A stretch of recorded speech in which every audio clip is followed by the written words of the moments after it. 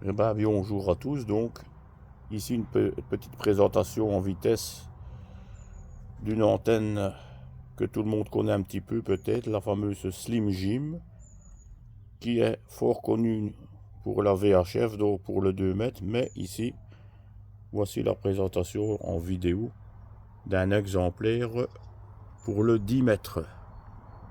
Donc, voyez-vous la hauteur de l'engin. La flèche culmine à 7,60 m. Donc cette antenne avec ces dimensions aussi peut très bien convenir pour le 12 mètres, bande radioamateur, pour le 11 mètres, la CB, et naturellement pour le 10 mètres, haute bande radioamateur.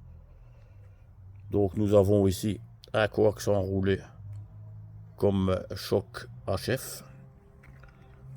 Le bas ici, c'est un trombone.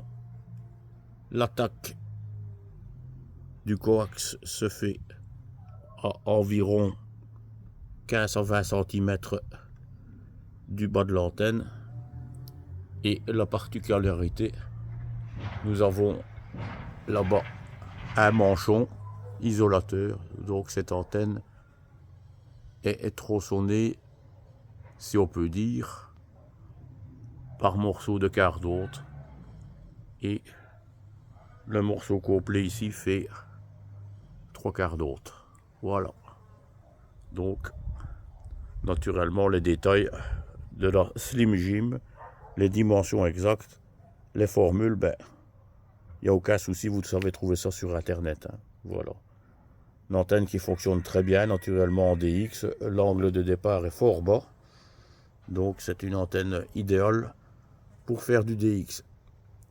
Quant à la prise au vent, eh bien, comme vous pouvez le constater, l'antenne est arrimée à un mur.